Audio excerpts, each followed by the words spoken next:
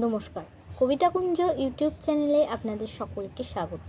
আমার আজকে নিবেদন কবিতা নিরক্ষর মা, লেখা সংগৃহীত। এক মধ্যবিত্ত পরিবারের ছেলে মাধ্যমিক পরীক্ষায় 95% নম্বর পেয়েছে।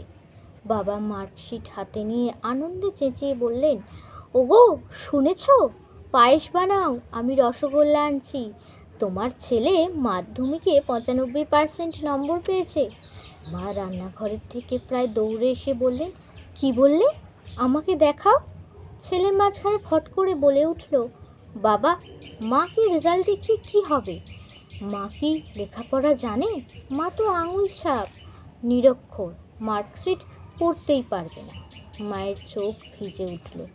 আঁচল ঢাকা দিয়ে রান্নাঘরে চলে গেলেন পায়েস তৈরি করতে। ছেলের কথা শুনে বাবা বললেন, হ্যাঁ রে, এটা সত্যি যে তোর মা পড়তে পারে না। আর শোন, এটাও সত্যি যে তুই যখন তোর মায়ের গর্ভে, তখন তোর মা দুধ খেতে পছন্দ না করার সত্ত্বেও শুধু তুই যাতে সুস্থ থাকিস তাই 9 মাস প্রতিদিন দুধ খেত, শুধু তোরই জন্য। কেননা ও নিরক্ষর ছিল। সকাল 7টার সময় তোকে স্কুলে যেতে হবে, তাই তোর মা ভোর 5টার সময় ঘুম থেকে উঠে তোর পছন্দের জলখাবার আর টিফিন তৈরি করত, কেননা ও নিরক্ষর ছিল।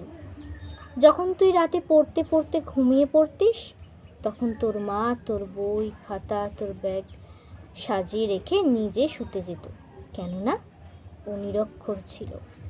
তোকে ভালো কাপড় জামা জুতো দেওয়ার জন্য আমাকে জোর করত, আর নিজে 2টো শাড়িতে বছর পার করে দিত, কেননা তোর মা নিরক্ষর ছিল।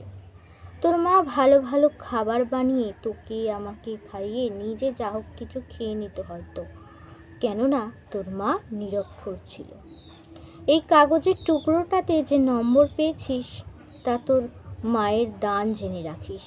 সেদিক থেকে ধরতে গেলে তোর মায়ের ডিগ্রি PhDর উপরে, আর তুই বলছিস নিরক্ষর। মা তোর সবচেয়ে বেশি ডিগ্রিধারী শিক্ষক। যা, মায়ের পা ধরে ক্ষমা চেয়ে আয়। ছেলে বুঝতে পারলো সে কত বড় অন্যায় করেছে, মায়ের বুকে কতটা আঘাত করেছে সে। কাঁদতে কাঁদতে রান্নাঘরে ঢুকে গেল। নমস্কার। যারা যারা এখন আমার ইউটিউব চ্যানেল কবিতাকুঞ্জকে লাইক শেয়ার সাবস্ক্রাইব করেননি, তারা চটপট আমার ইউটিউব চ্যানেল কবিতাকুঞ্জকে লাইক শেয়ার সাবস্ক্রাইব করে পাশে থাকা বেল আইকনে ক্লিক করে দিন। নমস্কার।